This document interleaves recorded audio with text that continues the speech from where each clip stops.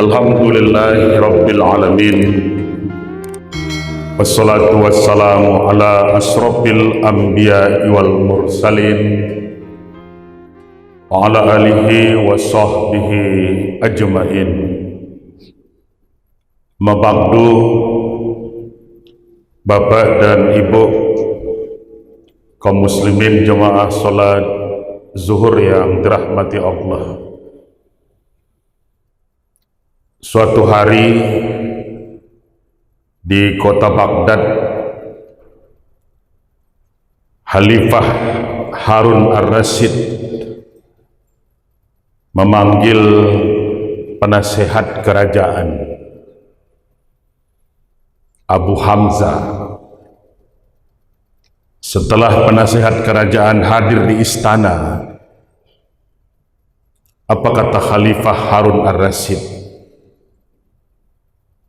Penasehat kerajaan Abu Hamzah, nasihatilah aku,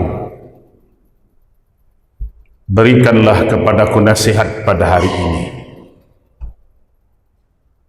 Aku butuh nasihat. Apa kata Abu Hamzah? Baginda Raja Harun ar-Rasyid, andaikan engkau berjalan di satu padang pasir yang sangat luas, cuaca panas menyengat, kering, tandus, kerontang, padang pasir yang luas itu, engkau sudah kepayahan, engkau sudah kehausan. Kalau engkau mendapatkan air, kemungkinan engkau akan selamat. Kalau di posisi di tengah gurun pasir yang luas itu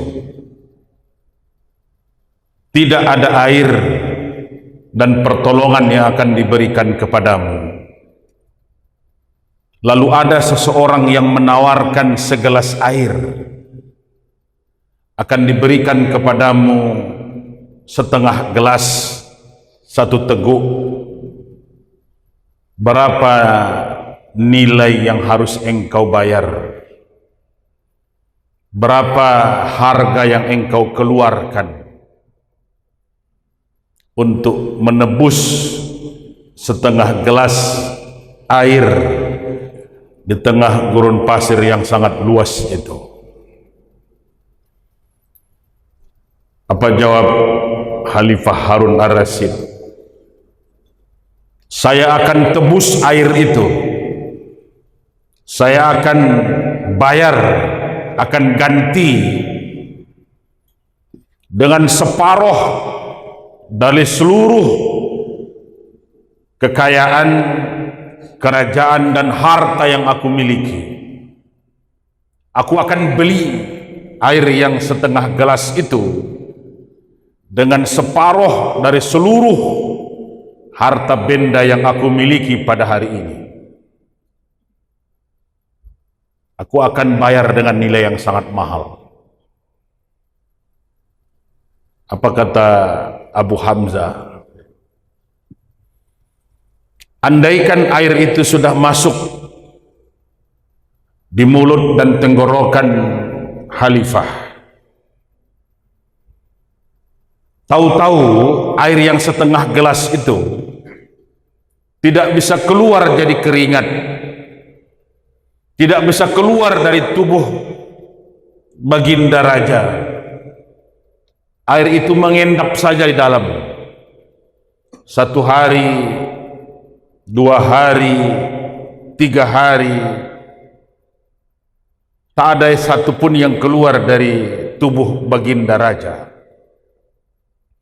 Berapa harga yang akan dibayar? Berapa nilai yang akan dikeluarkan untuk menebus agar air yang setengah gelas tadi bisa keluar lagi dari tubuh Baginda Raja?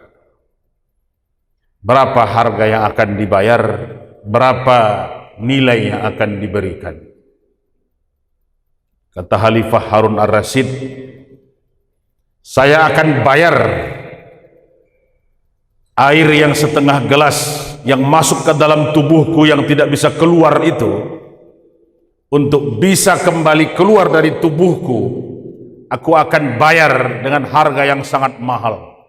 Separuh dari seluruh harta bendaku, separuh dari seluruh kerajaanku yang masih tersisa, dari seluruh apa yang aku miliki pada hari ini. Tersenyumlah penasihat kerajaan. Rupanya Baginda Raja, kerajaan yang tuanku miliki hari ini, harta yang ada pada tuanku, seluruh yang dikumpulkan dan ditabung selama ini, harganya tidak lebih dari setengah gelas air. Cuma setengah gelas air. Nasihat ini sudah disampaikan ribuan tahun yang lalu oleh seorang penasihat kerajaan kepada Harun ar-Rasyid yang minta diberikan nasihat pada hari itu. Tapi masih relevan untuk kita jadikan bahan renungan hari ini. Karena setelah masuk usia negara kita yang ke-80 tahun, hal-hal seperti ini harus jadi bahan renungan. Kalau dilihat dalam Al-Quran, Allah memberikan contoh, Allah memberikan perbandingan tanpa menyebutkan itu negeri kita, tanpa menyebut itu kota kita. Tapi jangan-jangan kitalah hari ini yang disebut bangsa dan negeri kita. Surat An-Nahl 112. Wa daraballahu masalan qaryatan kanat aminatan mutmainnah ya'tiha rizquha ragadan min kulli makan fakafarat bi an'umillah fa'azzaqaha Allahu libasal ju'i wal khauf bima kanu yasnaun. Ayat ini sudah turun 14 abad yang lalu. Allah memberikan contoh perumpamaan. Allah berikan kepada kamu perbandingan tentang satu negeri yang luas, satu wilayah yang besar, yang dulunya negeri itu negeri yang aman dan damai, negeri yang tentram. Ya'tiha rizquha ragadan min kulli makan. Rezekinya mengalir, tercurah dari segala arah, datang dari segenap penjuru, melimpah dari segala sumber. Hasil buminya, hasil tambangnya, tanahnya subur, panennya melimpah. Negeri itu negeri yang banyak berkah. Fakafarat bi an'umillah, tapi sayang 1000 kali sayang, malang sekali di negeri yang melimpah banyak keberkahan itu, penduduknya banyak yang kupur dengan nikmat Allah, kupur dengan nikmat Allah, tidak pandai bersyukur, diberikan harta makin rakus, diberikan ilmu makin sombong. Yang mengurus beras, mengoplas beras, yang mengurus minyak, mencampur minyak, yang mengurus haji jadi mafia haji, yang mengurus tenaga kerja, tukang palak tenaga kerja. Fakafarat bi an'umillah. Sayang sekali penduduknya, orang yang tinggal di tempat itu, masyarakatnya, pejabatnya, banyak yang kufur dengan nikmat Allah.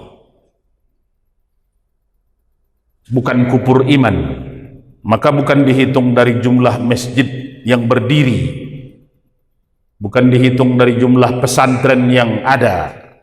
Kuburnya bukan kubur iman, orangnya bukan murtad, orangnya bukan komunis semua, orangnya hanya kubur nikmat, tidak pandai bersyukur. Bertambah rezekinya, bertambah jogetnya, bukan syukurnya. Maka farat bi an'umillah, penduduknya banyak yang kufur dengan nikmat Allah. Apa yang terjadi? Ketika itu ada di satu negara, di satu wilayah, di satu daerah, fa'azaqahallahu libasal ju'i wal khauf bima kanu yasnaun.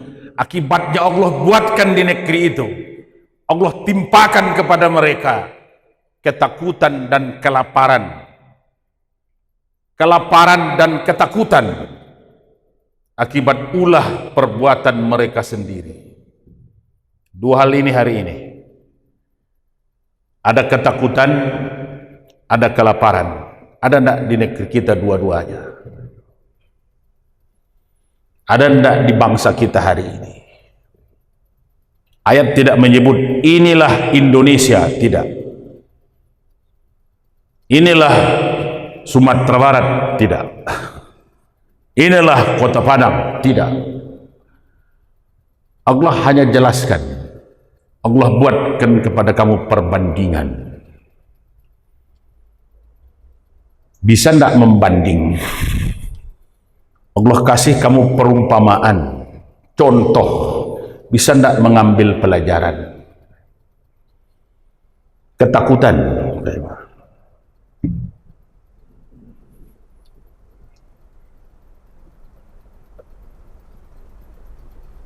Apa yang membuat orang sekarang bisa merasa aman? Rumah pribadi dijarah orang, bahkan bisa live. Petugas keamanan ketakutan.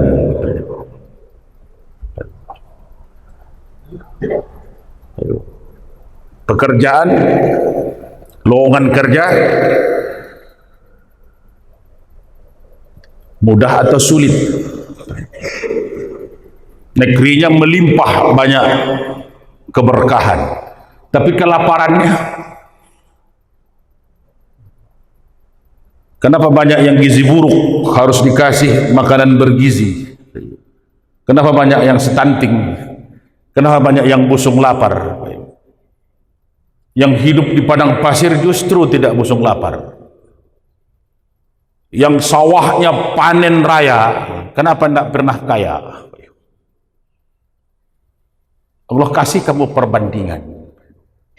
Karena untuk mendapatkan negeri yang makmur, di negeri itu harus tegak dulu keadilan. Untuk mendapatkan kemakmuran, keberkahan, harus ada dulu keadilan. Maka kata Rasulullah 14 abad yang lalu, orang-orang sebelum kamu hancur, kaum sebelum kamu binasa, negeri-negeri sebelum kamu diporak-porandakan, ketika yang kecil berbuat salah, hukum langsung ditegakkan. Tapi ketika yang besar berbuat salah, mereka pura-pura tidak tahu. Keadilan. Maka kata Umar bin Khattab, bagiku tidak penting tertidur sebagai orang kaya atau tertidur sebagai orang miskin. Yang penting bagiku tegaknya keadilan. Adil dulu baru makmur. Selama tidak pernah adil, jangan harap akan dapat kemakmuran.